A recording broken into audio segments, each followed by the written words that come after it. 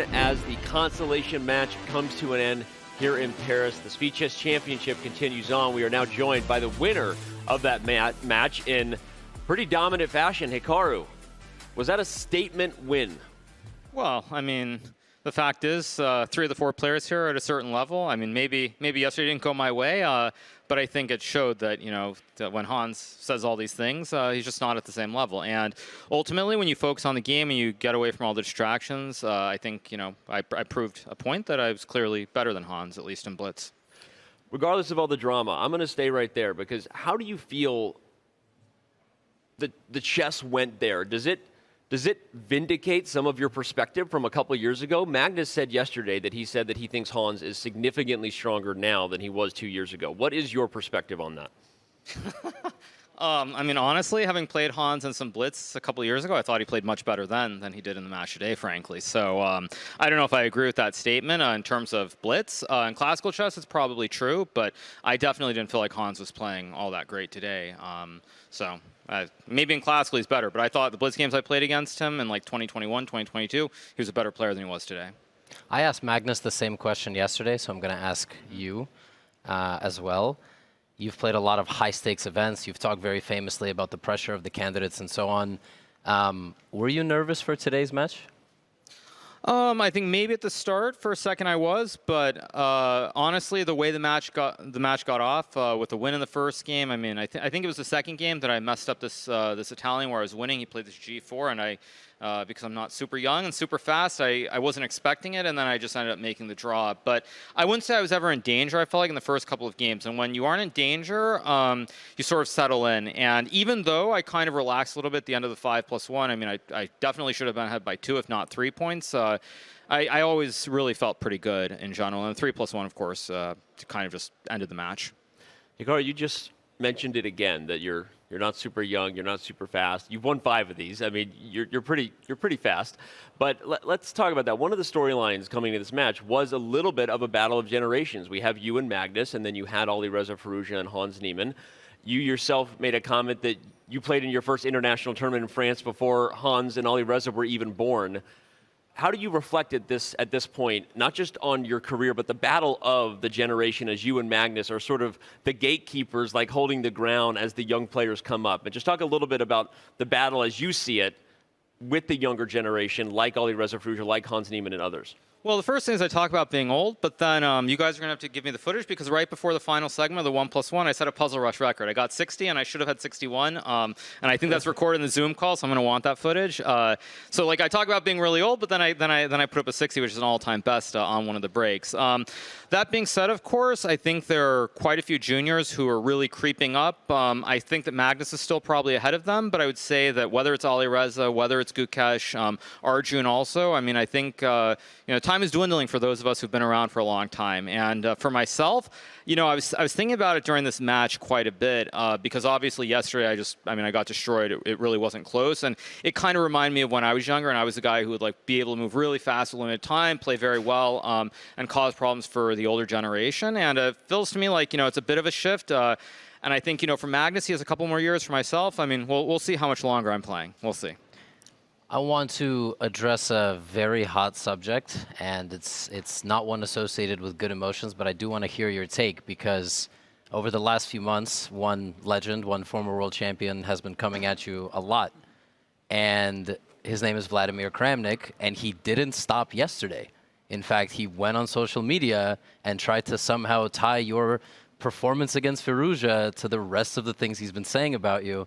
And today he tweeted in the middle of this match something along the lines of, it's going to be a learning experience for Hans to stay less emotional, something along those lines.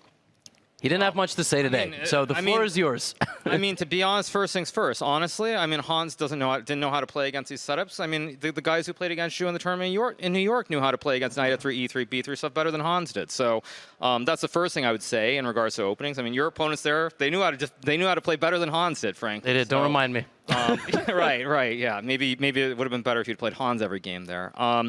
Yeah, I mean, I think I think at the end of the day, though, I mean, it's very clear that as far as Kramnik's stuff goes, it's complete nonsense. He has a vendetta against Chess.com, definitely against myself as well. There's no doubt in my mind about that. But the fact is, most people see the truth, and it's a shame that he's kind of lost his mind. But I think what I would also say is that it can be very difficult once you're past your prime, once you're no longer relevant, to kind of move along. And I think, just broadly speaking, when you look at chess, most people, they struggle. And it's certainly a situation where, because it's a zero-sum game, there's a winner and there's a loser, it's very hard to deal with it. And it's like I could be the same way. I could lose to Firouzja yesterday and be really upset about it. But actually, I try to look more on the bright side of all these things. And I think back to like the games that I played. A lot of people probably wouldn't know this, but I played Firouzja in the early days of my stream. I think like late 2018 into early 2019. And I'm sure that no doubt that helped him on some level to improve a little bit quicker. I'm not going to take like tons of credit. Of course, it's not that big of a deal. But still, you really should look at it as something where you have your amount of time when you're very good, when you're at the top. And if you can kind of push chess forward in some way, whatever little way it is, I think that's a good thing. And I'd also say on that note, I mean, it's not 100% set, but I'm probably going to be playing a match against Faustino Oro in the near future. And again, I feel like it's one of those things that I can still do to contribute, to try and give back and help the people who will eventually become much better than I am. It's amazing. Well, speaking of your match with Firouzja, someone who has gotten much better, not better than you yet, but he was better than you yesterday. He's playing Magnus, the first time you're not in the final.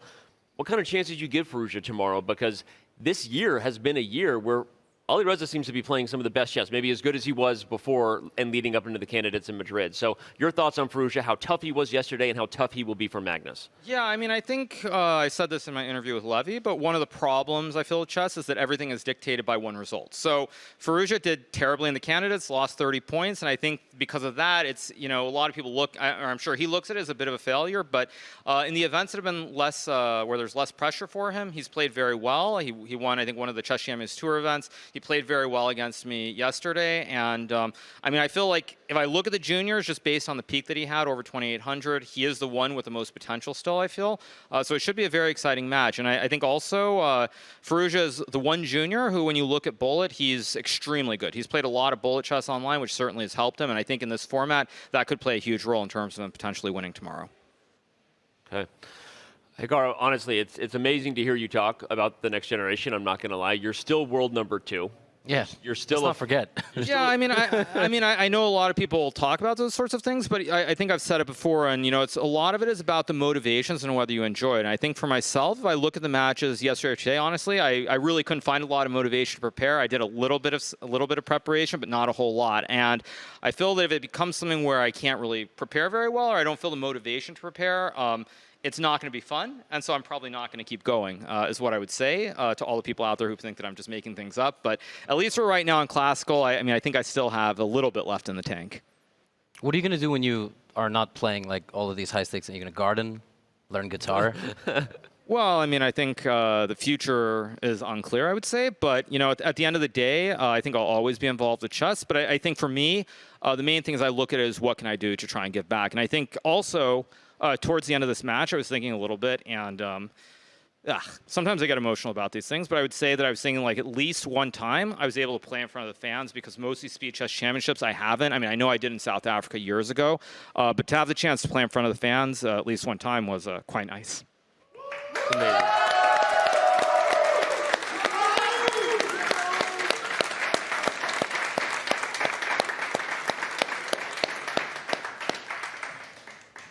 Amazing. Thank you for your time. Thank you for your thoughts. Great day for you, Hikaru. I hope you enjoy it. Hope you have a great night. I want to say that we're going to be, originally, we were going to let you and Levy run out to see who had the recap first, but I'm actually going to hold Levy here. Oh, yeah. And we're going to throw a Hans and Danya interview at some point here. And so I'm kidding, but I mean, I think it's just ultimately what I would say. I mean, I think I'll be around tomorrow at some point, at least, to do a short interview or talk to people. But it's just great to see all the fans. I think when you look at chess, generally, for myself, having played most of my career with limited audience or no audience at all, frankly, never really feeling that support, it's just great to see chess become a little bit more like a sport. So big shout out to all the fans who showed up yesterday, today, and tomorrow. Well, I am going to... I am going to say, and this was not staged, it was kind of funny. I did my first sit-in with the fans and just turned to two randoms and was like, hey, how'd you get into chess? And it was like, oh, Hikaru's my favorite streamer. Oh, Hikaru's my favorite streamer. So I just want you to know, I think the support here and the fans, obviously, it means a lot to hear you say that, and couldn't agree with you more. Congratulations on the match today, and enjoy the night. And hopefully we'll see you tomorrow. By the way, Magnus joined Danya and Hess today. I'll join tomorrow. I'll join for a little bit. I'll join for a I little wonder who bit. they're going to kick out, me or Mr. Danya. I think you two doing commentary mode would be amazing. Yeah. Okay, so we'd love to have you. That'd be awesome. Sure, absolutely. And so hear that, fans. Maybe another treat coming your way. But all right, man, we'll let you go enjoy it. Thank you so much. Enjoy. Thank you, guys. Congrats. Appreciate you one more time.